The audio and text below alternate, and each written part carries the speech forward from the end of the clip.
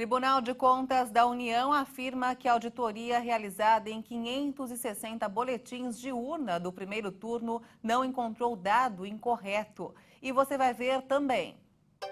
Bolsonaro e Lula recebem novos apoios de partidos e políticos pelo Brasil para o segundo turno das eleições presidenciais. Ranking mostra que a inflação no Brasil tem destaque positivo entre as maiores economias mundiais. Senado aprova projeto de lei de custeio do piso da enfermagem. Ucrânia se junta à Espanha e Portugal para receber a Copa do Mundo de 2030.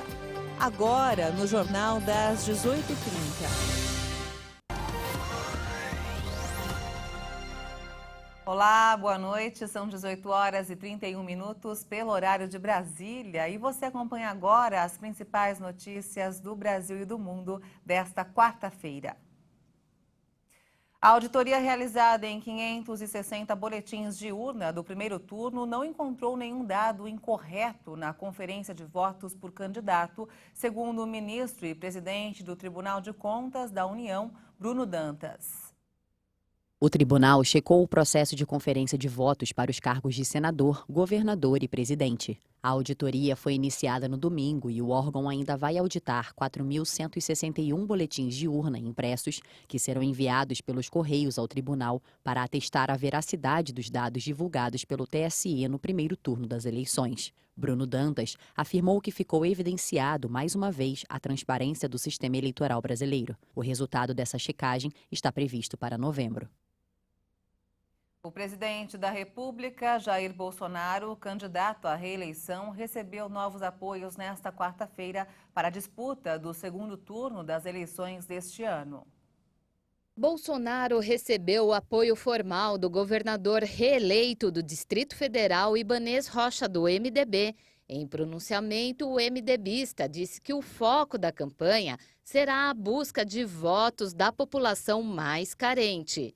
O governador reeleito do Paraná, Ratinho Júnior, do PSD, também fez seu pronunciamento pró-Bolsonaro no Palácio da Alvorada, em Brasília, e formalizou seu apoio ao chefe do Executivo Federal. Bolsonaro conta com o apoio de 8 governadores dos 15 vitoriosos nas eleições realizadas no último domingo. São eles: Gladson Camelli, Ibanez Rocha, Ronaldo Caiado, Mauro Mendes, Romeu Zema, Ratinho Júnior, Cláudio Castro e Antônio Denário. E o candidato à presidência Lula recebeu hoje pela manhã alguns governadores apoiadores e à tarde a terceira colocada na eleição presidencial, Simone Tebet, que formalizou o apoio ao petista. O ex-presidente da República, Fernando Henrique Cardoso, confirmou por meio das suas redes sociais que vai apoiar Lula no segundo turno das eleições. O governador do Pará, reeleito Hélder Barbalho, é outro que demonstrou apoio ao governo de Lula e recebeu o agradecimento dele no segundo turno. A senadora Simone Tebet também sinalizou que vai votar com a razão de democrata e com a consciência de brasileira, depois que o partido dela decidiu nesta quarta-feira liberar os diretórios estaduais para a tomada de decisão sobre qual posição adotar no segundo turno das eleições. Outros apoiadores, como Eumano Freitas, do Ceará, e Carlos Brandão, do Maranhão, também demonstraram apreço pelo candidato.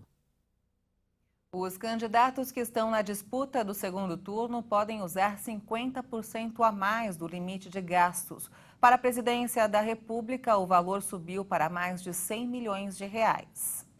Os candidatos ao cargo de governador ou presidente da República no segundo turno destas eleições podem usar até 50% a mais do limite de gastos na campanha eleitoral em relação ao primeiro turno. O Tribunal Superior Eleitoral informou que os 2 candidatos que concorrem à presidência da República podem gastar até 133 milhões de reais. Antes, o limite era de quase 89 milhões de reais para o primeiro turno. O total de despesas contratadas por Jair Bolsonaro foi de pouco mais de 15 milhões. Já por Luiz Inácio Lula da Silva, de 67 milhões de reais. No caso dos governadores dos 12 estados, onde a decisão ficou para o dia 30, o valor passou de 26 para 40 milhões de reais. De acordo com o TSE, os valores foram os mesmos adotados nas eleições de 2018, atualizados pelo Índice Nacional de Preços ao Consumidor Amplo do IBGE. A legislação eleitoral estabelece que gastar recursos além dos limites estabelecidos sujeita todos os responsáveis ao pagamento de multa no valor equivalente a 100% da quantia excedida. Os candidatos e partidos também podem responder por abuso do poder econômico. Dados do TSE apontam que nos primeiros 30 dias de campanha eleitoral, todos os candidatos às eleições deste ano gastaram 6 bilhões e 600 milhões de reais. O Senado Federal aprovou a realocação de verbas para cobrir os custos do novo piso da enfermagem. A medida atende à demanda do Supremo Tribunal Federal, que havia questionado a falta de fonte orçamentária. Agora, o projeto segue para votação na Câmara dos Deputados. O Senado aprovou o projeto de lei complementar que viabiliza a transferência de recursos de outras áreas para financiar o piso salarial dos profissionais de enfermagem. A previsão é que os recursos devem sair dos valores remanescentes dos fundos de saúde de estados e municípios, bem como de valores restantes do Fundo Nacional de Assistência Social. A lei que estabeleceu o piso salarial de R$ 4.750 para enfermeiros do setor público ou privado foi aprovada no Congresso Nacional em maio, mas em setembro, o Supremo Tribunal Federal suspendeu os efeitos da norma. Em decisão liminar, o ministro Luiz Roberto Barroso argumentou que faltava previsão orçamentária. Barroso justificou que a decisão tinha o risco de demissões em massa e de redução de leitos com o encolhimento do quadro de enfermeiros e técnicos. Um projeto de lei complementar aprovado garante os recursos questionados pelo Judiciário. A proposta altera uma lei que liberou recursos para ações de enfrentamento à pandemia da Covid-19, quando cerca de 24 bilhões de reais acabaram restando no fim de 2020 nas contas dos fundos de saúde de estados, do Distrito Federal e municípios. Com a redução no número de casos e mortes por Covid, o entendimento dos senadores é que a verba pode ser aplicada no reajuste salarial da enfermagem. Pouco mais de 170 milhões de brasileiros estão totalmente imunizados contra a Covid-19. Os dados são de um levantamento do consórcio de veículos de imprensa colhidos desde janeiro deste ano. O número mostra que quase 80% da população total do país está imunizada com a segunda dose ou a dose única de vacinas. Já a população com 3 anos de idade, que está totalmente imunizada, representa 85,35%. A faixa etária de 12 anos ou mais que pode receber o reforço atualmente corresponde a quase 60%. O consórcio de veículos de imprensa, formado em 2020, em resposta a uma decisão do presidente Jair Bolsonaro, informa o número de pessoas mortas por coronavírus, a quantidade de contaminados e a média móvel, indicador segundo o qual é possível verificar em quais estados a pandemia de Covid-19 está aumentando, diminuindo ou em estabilidade. E a vacina anti-Covid, desenvolvida pela Universidade Federal de Minas Gerais, deve começar a ser testada em humanos a partir de novembro. Caso o imunizante seja aprovado, vai chegar ao mercado como um reforço. A vacina, que pode ficar até 50% mais barata que as concorrentes, podem ter particularidades alteradas para se adaptar às novas cepas. E vamos agora direto ao Rio de Janeiro com informações desta quarta-feira com o repórter Anderson Nascimento. Boa noite, Anderson.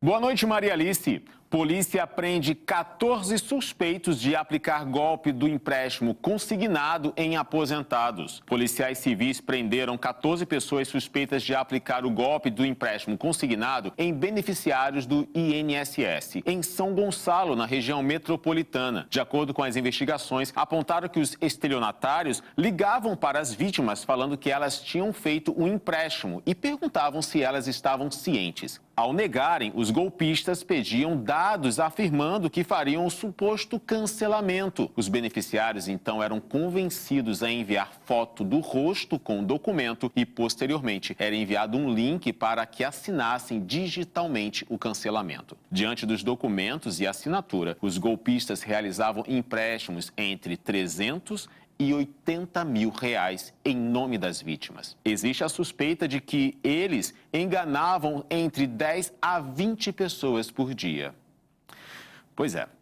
Agora, o Rio de Janeiro terá um grande centro de saúde com capacidade para atender mais de 100 mil pessoas por mês. A Prefeitura do Rio inaugurou na manhã desta quarta-feira o primeiro bloco do Supercentro Carioca de Saúde em Benfica, na Zona Norte. De acordo com o Poder Municipal, será a maior estrutura de saúde da cidade. A ideia é reduzir o tempo de espera para especialidades médicas. A expectativa é que o local chegue a realizar 113 mil exames, consultas e procedimentos por mês, quando estiver funcionando em capacidade máxima. O centro começará a funcionar imediatamente. Inicialmente, a expectativa é que sejam realizados 27 mil consultas e procedimentos mensais no bloco inaugurado hoje. Toda a obra custará 250 milhões de reais. E uma chuva de granizo em Petrópolis deixa motoristas em alerta. Na tarde de ontem, uma chuva de granizo foi registrada no distrito de Pedro do Rio, em Petrópolis. A Conser, concessionária que administra a rodovia BR-040, pediu atenção aos motoristas, tendo em vista os riscos que esse tipo de fenômeno traz aos condutores. A recomendação é que, se possível, as pessoas evitem transitar no quilômetro 50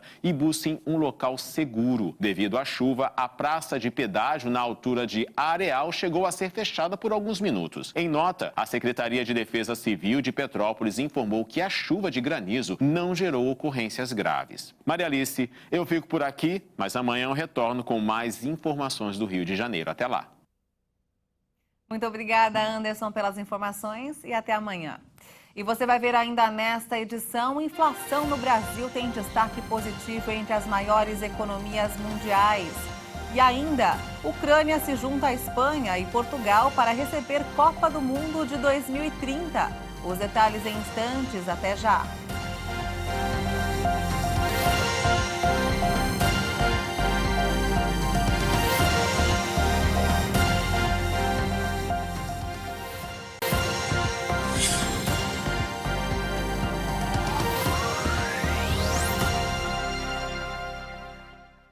Estamos de volta, são 18 horas e 45 minutos pelo horário de Brasília e vamos falar sobre economia. O Banco Mundial revisou para cima a expectativa de crescimento da economia brasileira neste ano. O relatório traz ainda a perspectiva de melhora para 2023 e 2024. O Banco Mundial elevou de 1,5% para 2,5% a estimativa de alta do PIB, o Produto Interno Bruto do Brasil, para este ano. Os dados também prevêem crescimento na economia nacional de 0,8% para 2023 e 1,8% para 2024. A nova estimativa acompanha as revisões recentes apresentadas pelo Ministério da Economia e pelo Banco Central. Tanto o governo quanto a autoridade monetária passaram a prever uma alta de 2,7% das riquezas nacionais no acumulado deste ano em relação ao resultado de 2021. O relatório do Banco Mundial analisa que as taxas de crescimento previstas para a região da América Latina e do Caribe vêm aumentando consistentemente desde janeiro, em contraste com as quedas no resto do mundo. Apesar da melhora das projeções para o Brasil, o país ainda deve crescer menos que a maioria dos países da região. México e Chile devem encerrar o ano com crescimento inferior ao brasileiro. O Banco Central afirmou que a adoção de faturas de cartão de crédito que apresentam linguagem simplificada e destaque para informações relevantes sobre as opções de pagamento tem o potencial de melhorar o entendimento sobre esse produto, incentivar melhores decisões financeiras e reduzir o endividamento da população. O estudo divulgado pela instituição financeira avalia que esses efeitos parecem ser ainda maiores para as pessoas com menor escolaridade. O Banco Central realizou um experimento para investigar se diferentes layouts de fatura de cartão melhorariam o entendimento das condições de uso do produto e potencialmente afetariam as decisões de pagamento da fatura total ou parcial. O cartão de crédito é bastante utilizado no Brasil. De acordo com o Banco Central, em 2021, aproximadamente 65 milhões de pessoas, quase 40% da população adulta, realizaram mais de 200 milhões de operações mensalmente. Em média, as famílias têm cerca de 30% de suas dívidas com o sistema financeiro nacional relacionadas ao cartão de crédito. E vamos agora ao mercado financeiro. O dólar fechou em alta nesta quarta-feira, com investidores buscando segurança com a volta do temor de aperto monetário por parte dos principais bancos centrais do mundo, enquanto o noticiário eleitoral continua no radar. A moeda norte-americana subiu 0,32% e encerrou o dia cotada a R$ 5,184 na venda. O Ibovespa, o principal índice da Bolsa de Valores de São Paulo, a B3, fechou em alta hoje, puxada pelos ganhos das ações da Petrobras, depois que a OPEP definiu um corte acentuado na produção para recuperar os preços do petróleo. O índice subiu 0,83% a 117.198 pontos. Um levantamento sobre a inflação no G20, bloco das maiores economias do mundo e emergentes, mostra que o indicador de preços no Brasil tem apresentado um desempenho positivo em relação ao que vem sendo visto nos Estados Unidos e em países da Europa, onde o custo de vida chegou ao maior nível dos últimos 40 anos. Os dados são da agência classificadora de risco Austin Rating. Segundo a agência, a expectativa é que haja no Brasil uma nova queda na inflação em setembro, levando o acumulado do ano ao redor de 5%. Já nos Estados Unidos e na Europa, a expectativa é que a inflação fique perto dos 7% ou 8%. Lembrando que a meta de inflação nessas regiões fica ao redor de 2%, que só deve ser atingido no final de 2023. No Brasil, a meta fica em torno de 3% e só deve ser atingido no final do ano que vem ou no início de 2024. O acumulado deste ano chegou a 4,4% de janeiro a agosto. O índice é menor que o da União Europeia, 7,6%, do Reino Unido, 7,1%, da Alemanha, 7%, e dos Estados Unidos, 5,4%, motivado pela alta dos combustíveis, energia e preço do gás. A Rússia tomou formalmente a usina nuclear de Zaporízia, no sul da Ucrânia, local onde as forças de Moscou ocupam há meses. O decreto foi assinado pelo presidente Vladimir Putin e publicado hoje. O texto diz que o governo deve garantir que as instalações nucleares da usina sejam aceitas como propriedade federal. O decreto foi publicado dias antes de uma possível visita à Rússia do diretor-geral da Agência Internacional de Energia Atômica, Rafael Grossi. A fábrica, a maior da Europa, está localizada na região de Zaporízia, um dos territórios ucranianos que a Rússia anexou formalmente na semana passada. A usina fica próxima à linha que separa os territórios controlados por Kiev e os ocupados por Moscou. Depois que a gestão administrativa da usina foi transferida para os russos na quarta-feira, a operadora nuclear ucraniana Energoatom ficou indignada com a criação de pseudo-empresas com nomes de empresas ucranianas. A companhia denunciou que a decisão russa mostra a agonia do mundo imaginário louco do país agressor. Rússia e Ucrânia se acusam mutuamente de bombardear o complexo há vários meses. Os ataques levantam temores sobre a possibilidade de uma catástrofe nuclear, semelhante à que ocorreu em Chernobyl em 1986. E hoje é quarta-feira, dia do Leonardo Félix falar de esporte aqui no Jornal das 18h30. Boa noite, Leonardo. Seja bem-vindo. Boa noite, Maria Alice e todos que nos assistem aqui na RISH, dia de esporte aqui no Jornal das 6h30, não é verdade? E vamos começar falando de Copa do Mundo. Chegou a hora do Boletim Esquenta Qatar 2022 com informações e curiosidades do torneio. Hoje vamos falar do Mundial de 2006, realizado na Alemanha. O país sede chegou com uma equipe renovada para a competição. Nomes como Lahm e Schweinsteiger, que serão campeões do Brasil em 2014, estrearam na competição. Os germânicos foram comandados pelo ídolo e campeão mundial como jogador em 1990, o ex-atacante Klinsmann. A seleção alemã caiu nas semifinais após a derrota por 2-0 para a Itália, que logo depois se sagraria tetracampeã. Os italianos venceram na disputa de pênaltis a França. E, aliás, a França mais uma vez foi pedra do sapato do Brasil, né? Depois da eliminação nos pênaltis em 86 e da derrota na final da Copa de 98. O atacante Henry marcou o gol que decretou a queda da seleção brasileira ainda nas quartas de final. Um resultado para lá de decepcionante para uma geração de talento formada pelo Kaká, Ronaldinho Gaúcho, Adriano, Ronaldo Fenômeno, entre outros. É isso aí, faltam 46 dias para a Copa do Mundo Catar 2022.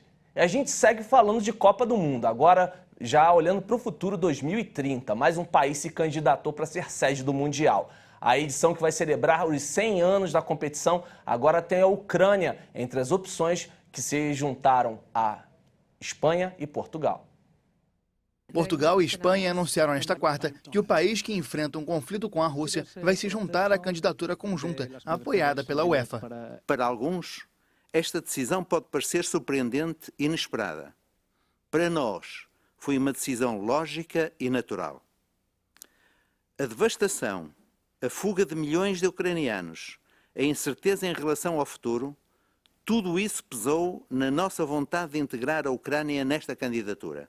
Espanha e Portugal oficializaram a candidatura conjunta para organizar o Mundial de 2030 em junho de 2021. Os detalhes de como a Ucrânia seria integrada ainda não foram revelados. Uruguai, Argentina, Chile e Paraguai também apresentaram uma candidatura conjunta pela América do Sul para celebrar os 100 anos da primeira Copa do Mundo, realizada em Montevidéu. Enquanto isso, Grécia, Egito e Arábia Saudita também estariam negociando para promover outra candidatura. As sedes da Copa do Mundo de 2030 vão ser anunciadas em 2024 durante o Congresso da FIFA. O papo agora é sobre o Brasileirão. Nesta quarta-feira teremos 6 jogos válidos pela 30ª rodada. Ontem, Juventude e Corinthians empataram em 2-2 no Alfredo Jaconi. Daqui a pouco, às 7 da noite, jogam em Bragança Paulista, RB Bragantino e Cuiabá. No mesmo horário, entram em campo Ceará e Goiás. Também às 7 tem Atlético Goianiense e Fluminense no Antônio Ascioli. Às 7h30 da noite, na Arena da Baixada, jogam Atlético Paranaense e Fortaleza. Flamengo e Internacional duelam às 9h30 da noite no Maracanã. E no mesmo horário, na Vila Belmiro, tem Santos e Atlético Mineiro. Na quinta-feira, mais 3 partidas no complemento da 30ª rodada. A gente já passou para quinta-feira. Às 7 da noite, jogam Palmeiras e Curitiba no Allianz Parque. Às 8, América Mineiro e São Paulo no Independência. E também às 8 da noite, na Ressacada, Avaí e Botafogo. Maria, eu fico por aqui, volto na próxima quarta-feira com mais informações de futebol e demais esportes também. Isso aí, te espero na próxima quarta então, Léo. Muito obrigada, viu? Até lá, combinado. É isso aí, o Jornal das 18h30 fica por aqui. Você acompanha outras informações durante a nossa programação. Obrigada pela sua companhia, uma ótima noite para você e até amanhã.